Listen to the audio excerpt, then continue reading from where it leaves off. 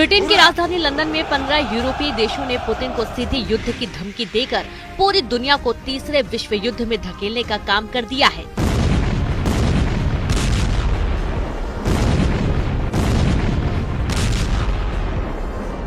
Ukraine के राष्ट्रपति Zelensky इस वक्त खुद को किसी वॉर हीरो से कम नहीं समझ रहे हैं। हालात ये हो गए हैं कि जैसे ही लंदन में युद्ध को लेकर यूक्रेन शिखर सम्मेलन खत्म हुआ तो रूसियों की तरफ से पूरे यूरोप का सफाया करने का ऐलान कर दिया गया। यहाँ तक कि अमेरिका के राष्ट्रपति ने साफ कह दिया कि अब अमेरिका यूक्रेन का जंग में रत्ती भर साथ नहीं देगा। अमेरिकी मीडिया ने ट्रंप सरकार के टॉप अधिकारियों के हवाले से दावा कर दिया है कि पूरे यूरोप में तैनात अमेरिका के 20,000 सैनिकों को वापस बुला लिया जाएगा। वॉर एक्सपर्ट्स का साफ कहना है कि पुतिन के खिलाफ यूरोप युद्ध शुरू हो चुका है और अब रूस वो जंग करने जा रहा है जिसकी कल्पना दुनिया में किसी ने भी नहीं की है। आप भीषण जंग का इसी से अंदाजा लगा सकते हैं कि अकेले यूक्रेन को ही ब्रिटेन 5,000 एयर डिफेंस मिसाइल देने जा रहा है ताकि रूस के तूफानी हमलों से बचाया जा सके। हम आपको दिखाने जा रहे हैं कि कैसे अब रूस यूक्रेन के उन इलाकों पर कब्जा करने जा रहा है जो अभी तक उसके कंट्रोल में नहीं है। साथ ही हम आपको ये भी दिखाएंगे कि बिना अमेरिकी सहायता और साथ के यूरोप और यूक्रेन रूस से जंग कैसे जीतने का दावा कर रहे हैं।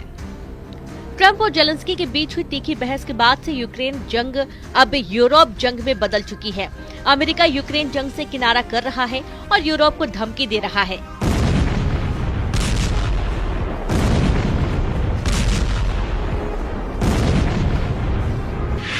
कि पुतिन से सीधा युद्ध यूरोप का विनाश कर देगा। हालात ये हैं कि रूस से सटे देशों में भारी संख्या में यूरोपीय देशों के टैंक, सैनिक, मिसाइलें, बख्तरबंद और रॉकेट ब्रिगेड पहुंच रही हैं। इधर पुतिन ने पूरे यूक्रेन पर भीषण हमले कर दिए हैं क्योंकि रूस को एहसास हो चुका है कि यूरोपीय देश अब किसी भी कीमत पर यूक्रेन जंग नहीं रुकने देंगे।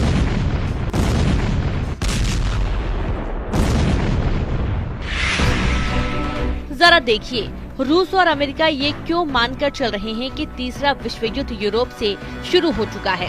हम आपको लंदन में हुई उस मीटिंग के दावे बता रहे हैं जिसमें यूक्रेन को एक से बढ़कर एक हथियार देने और अरबों डॉलर देने के दावे किए जाने लगे हैं। लंदन में यूक्रेन युद्ध को लेकर हुई मीटिंग में 15 देशों के राष्ट्र प्रमुख और वरिष्ठ नेता शामिल हुए। यहाँ राष्ट्रपति जेलेंस्की के सामने ऐलान किया गया कि यूक्रेन को हथियार और पैसों की कोई कमी नहीं होने दी जाएगी। इस बैठक में तुर्की के विदेश मंत्री, नाटो के महासचिव, यूरोपीय संघ और यूरोपीय काउंसिल के प्रेसिडेंट शामिल हुए। इस दौरान ब्रिटिश पीएम कीर स्टारमर ने यूक्रेन को 14,000 करोड़ रुपए की मदद देने का ऐलान कर दिया है। कीर स्टारमर ने ऐलान किया है कि इस पैसे से यूक्रेन को 5,000 एयर डिफेंस मिसाइल मिलेंगी जो रूस के खिलाफ इस्तेमाल होंगी। स्टारमर ने कहा कि यूक्रेन के लिए ये मिसाइलें ब्रिटेन के बेलफास्ट में बनाई जाएंगी। एक दिन पहले पीएम कीर स्टारमर ने जेलेंस्की को 24,000 करोड़ रुपए का लोन देने की बात कही थी। ब्रिटेन, फ्रांस और जर्मनी रूस से मुकाबले के लिए यूक्रेन को तैयार करने में जुट गए हैं। यूरोपीय कमीशन के अध्यक्ष उर्सुला वॉन डेर लेयेन ने कहा कि हमें सबसे खराब हालात के लिए सपोर्ट बढ़ाने के पूरी ताकत से कोशिश शुरू होनी चाहिए। जर्मन चांसलर ओलाफ शोल्ज ने कहा कि यूक्रेन और यूरोप रूस की शर्तें नहीं मानेंगे और उसकी आक्रामकता पर जमकर पलटवार करेंगे। इधर दूसरी तरफ ट्रंप और पुतिन के करीबी ने यूक्रेन जंग को बेहद खूनी बता दिया है। हालात ये हैं कि रूस ने पिछले 48 घंटे में यूक्रेन के बहुत बड़े इलाके पर हमले शुरू कर दिए हैं। रूस के टैंक, तोप और पैदल सेना की दर्जनों ब्रिगेड ने यूक्रेन के उन इलाकों पर कब्जे शुरू कर दिए हैं जहां रूस की स्थिति अभी तक मजबूत नहीं थी। अब रूस को भी एहसास हो चुका है कि राष्ट्रपति के आदेश पर अमेरिकी सेना यूक्रेन की मदद नहीं करेगी। Institute for the study of war यानी ISW ने अमेरिकी अधिकारियों के हवाले से एक ऐसा सनसनीखेज दावा किया है जिसने यूक्रेन के होश फाख्ता कर दिए हैं। ISW की रिसर्च और दावों के मुताबिक पुतिन का रूस यूक्रेन के उन शहरों पर पूरी तरह से कब्जा चाहता है जो अभी रूस के कब्जे में नहीं है। वॉशिंगटन DC में स्थिति ISW थिंक टैंक ने नोट किया कि इन क्षेत्रों में कई बड़े शहर हैं जिन पर रूसी सेना का वर्तमान में कब्जा नहीं है और जब्त करने की कोई संभावना नहीं है। बचे हुए 4 यूक्रेनी क्षेत्रों पर रूस के कब्जे में बड़े शहर शामिल होंगे। ऐसा दावा किया जा रहा है कि जैसे खेरसॉन सिटी जहां लगभग 2,75,000 की आबादी है, उस पर रूस पूरा कब्जा चाहता है। इसी तरह यूक्रेन क्रामाटोर्स्क पर कब्जा चाहता है, जहां यूक्रेन के 1,47,000 नागरिक रहते हैं। इसके अलावा रूस ने यूक्रेन के जापोरिजिया सिटी पर दावा ठोका है, जिसमें 7,06,000 यूक्रेनी नागरिक रहते हैं।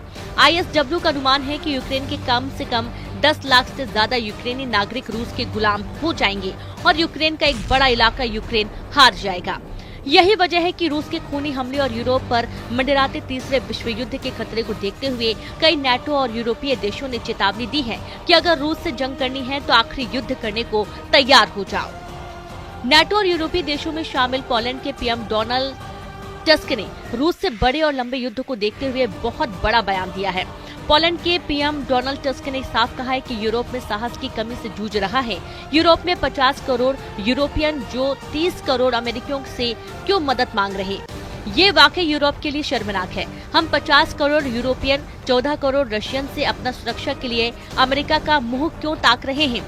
अगर अभी भी यूरोप ने रूस से मुकाबला करने का साहस नहीं दिखाया तो यूरोप का वजूद खतरे में पड़ जाएगा। पोलैंड के प्रधानमंत्री डोनाल्ड टस्क ने दो टूक कहा कि पश्चिम देश पुतिन के ब्लैकमेल के आगे नहीं झुकेंगे।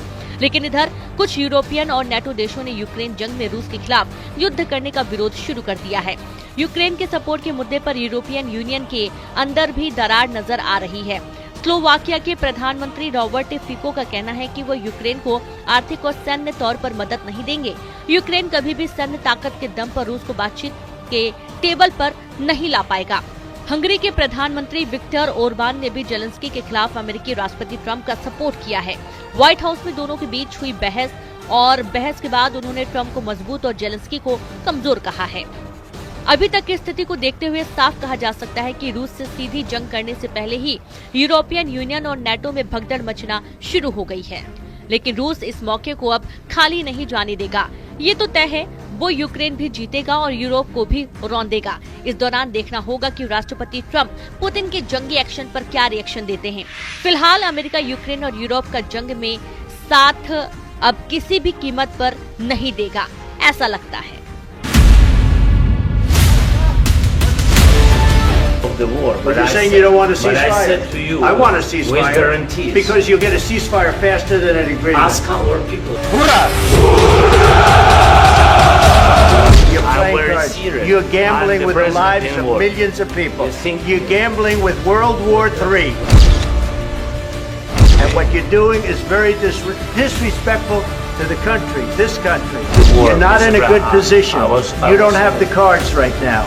With us, you start having not playing cards. cards. But right now, you don't. I'm very You're playing serious, cards. miss.